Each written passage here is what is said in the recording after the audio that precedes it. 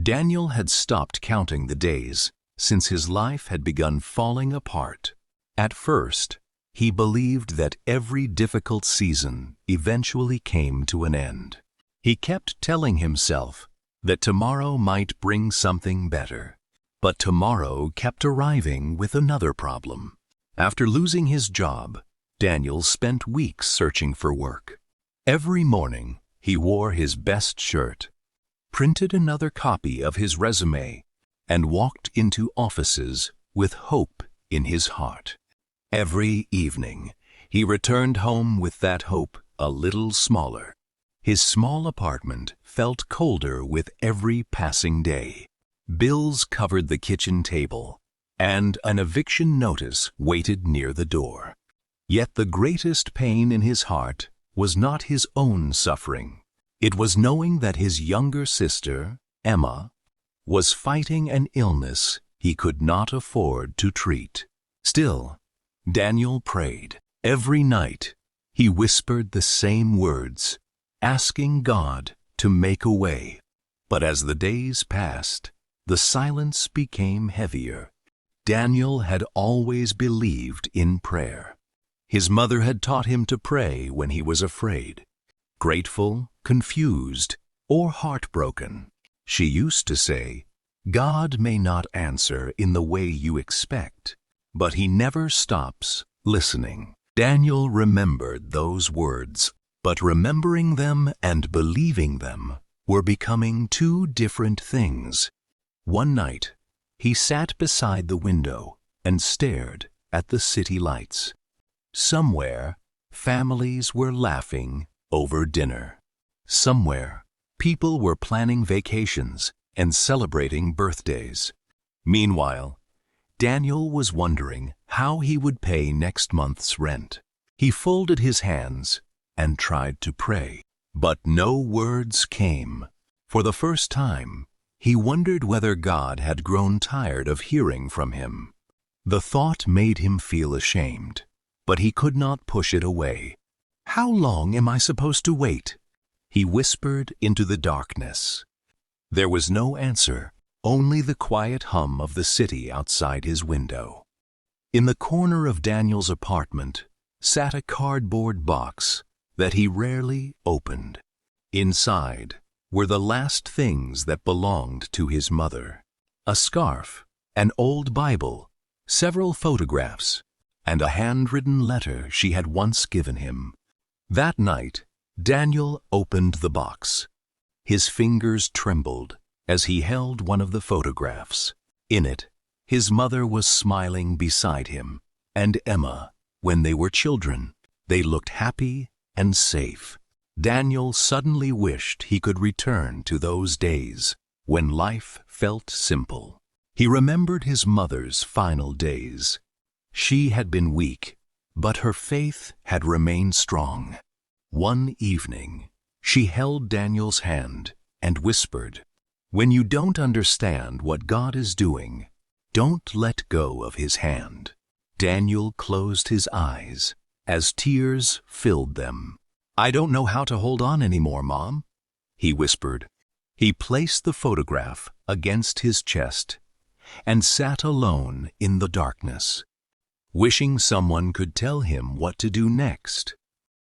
The next evening, Daniel returned from another unsuccessful job interview. Rainwater dripped from his clothes as he entered his apartment. He had barely taken off his coat when his phone began to ring. His heart immediately became afraid.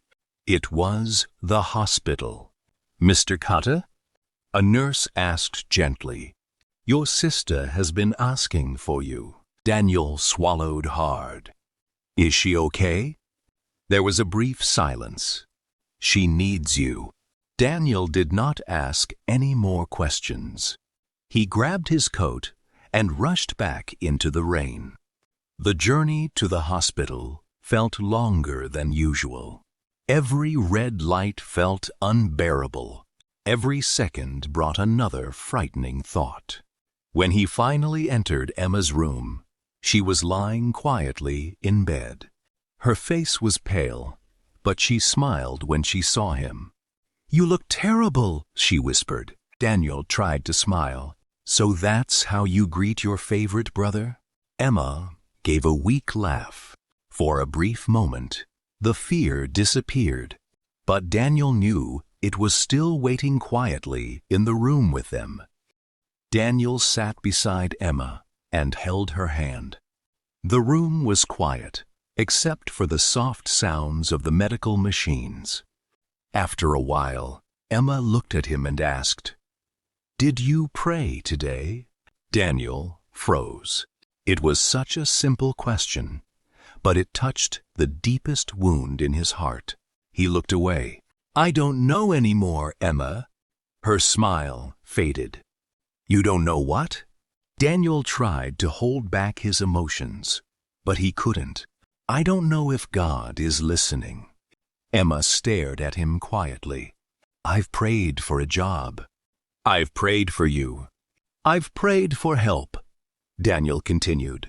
"Every time I think something will change, another door closes. I'm tired, Emma. I'm tired of asking." Tears filled his eyes. "I feel like I'm talking to an empty sky."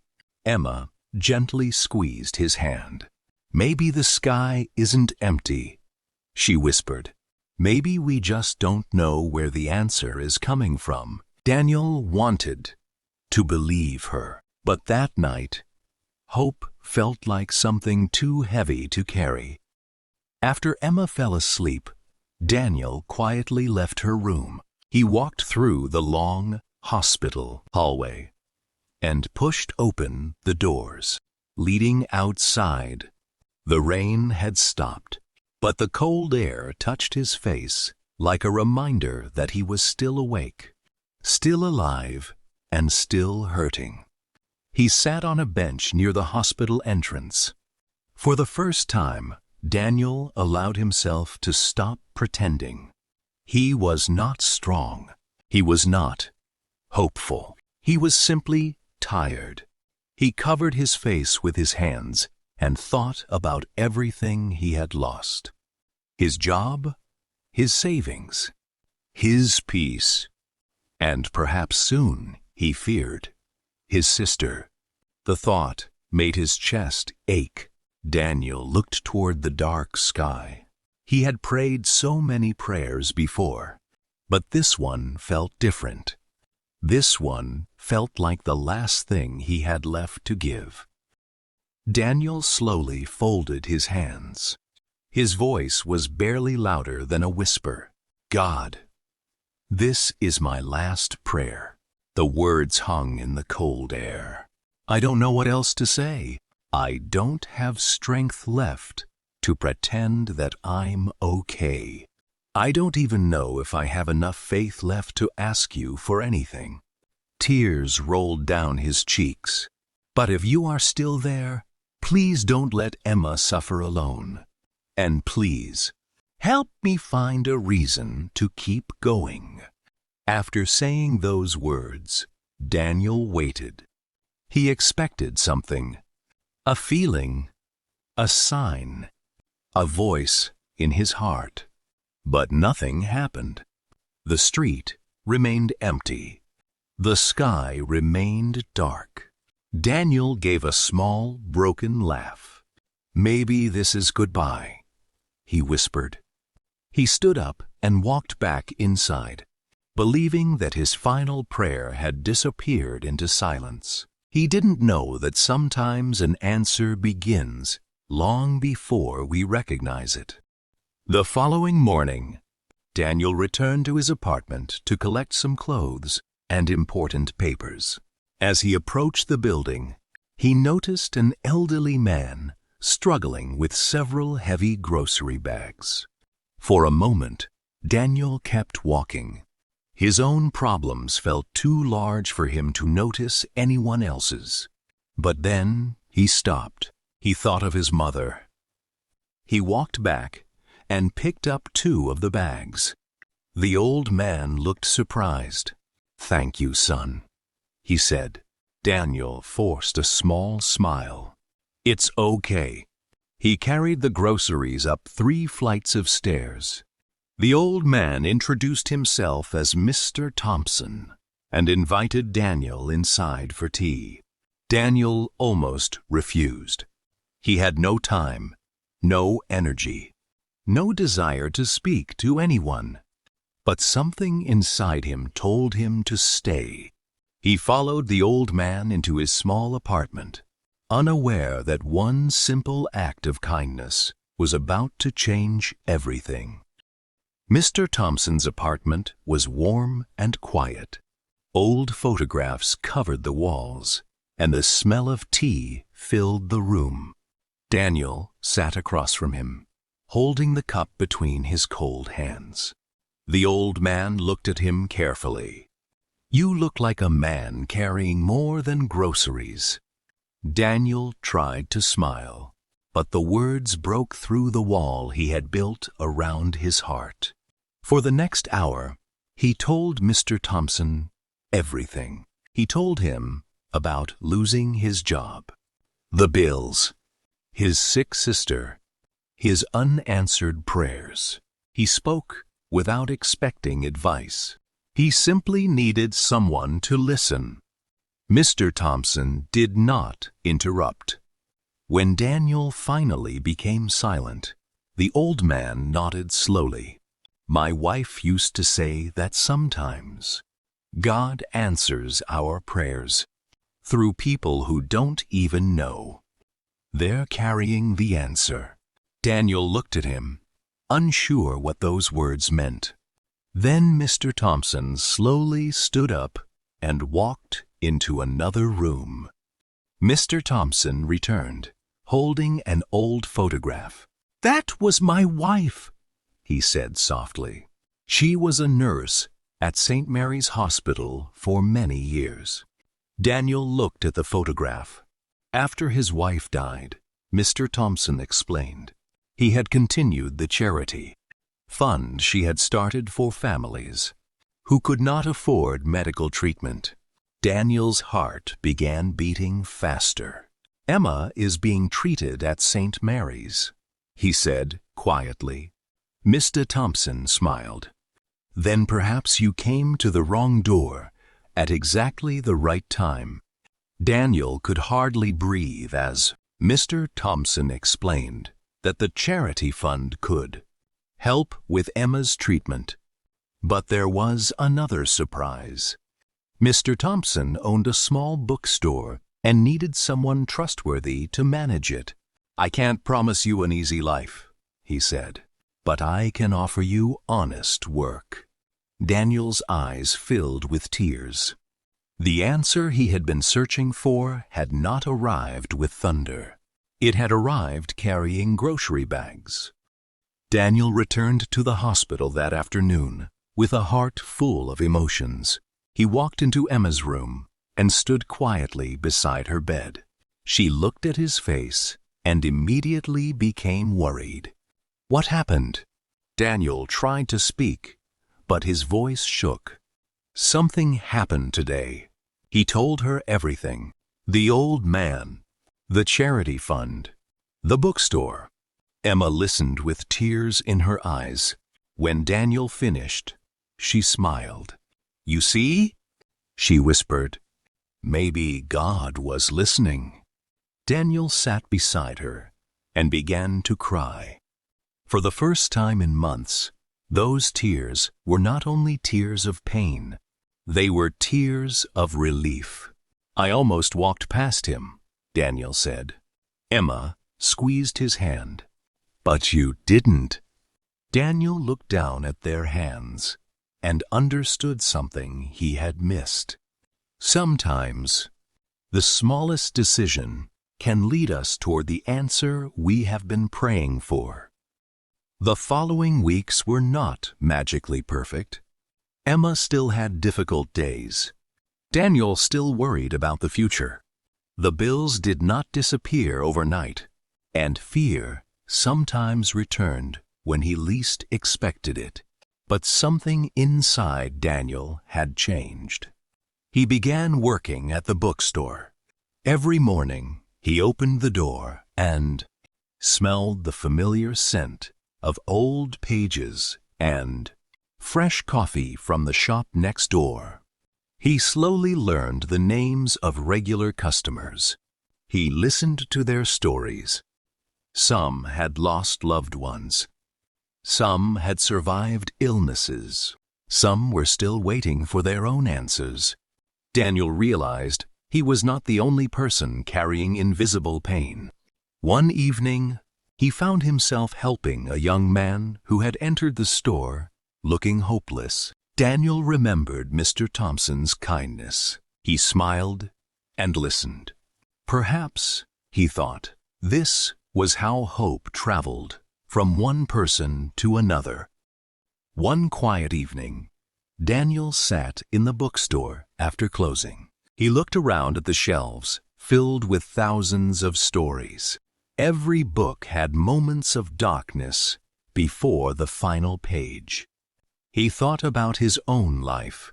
For so long, he had believed that faith meant never feeling afraid. He had believed that a faithful person should always remain strong and certain. But now he understood something different. Faith was not pretending that everything was okay. Faith was taking one more step when you couldn't see the road ahead. It was praying one more time, even when you had no beautiful words left. Daniel looked toward the window and smiled. His life was still unfinished. But perhaps that was the point. He had been judging his story in the middle of the chapter. Months passed, and Emma slowly began to improve. The day she was finally able to walk outside the hospital for a short time, Daniel stood beside her, with tears in his eyes. The sunlight touched her face, and she closed her eyes. "It feels good to be outside," she whispered. Daniel nodded, unable to speak. He remembered the night he had believed he was losing everything. Now, standing beside his sister, he understood that life could change in ways no one could predict. Later, he visited Mr. Thompson and thanked him again. The old man smiled. "You helped me too, Daniel." Daniel looked confused. Mr. Thompson's eyes became emotional. "After my wife died, I stopped believing that I had anything left to give. Then you came along and reminded me that kindness still matters." Daniel stood silently. Once again, he realized that the answer had never belonged to only one person. Sometimes, when God answers a prayer, He heals more than one heart. One evening, Daniel locked the bookstore and stepped outside. The sun was setting, painting the sky with soft colors. He stood there quietly and remembered the cold night outside the hospital. He remembered the bench, the tears, the words he had whispered. "This is my last prayer." For a moment, his eyes filled with tears again. He looked toward the sky. "I'm sorry I said goodbye," he whispered. The wind moved gently around him. Nothing dramatic happened. There was no voice from heaven. But Daniel smiled. He no longer needed a voice to know that he had not been alone. He understood now that answers do not always arrive in the way we imagine. Sometimes they come slowly. Sometimes they come through strangers. Sometimes they begin with a simple choice to be kind when life has been unkind to us. Daniel had thought his last prayer would be the end of his faith. Instead, it became the beginning of a deeper faith. Because when he believed heaven was silent, God was already preparing an answer. And sometimes, the answer to your most desperate prayer is not waiting in the distance. Sometimes, it is already walking toward you quietly, carrying heavy bags in its hands.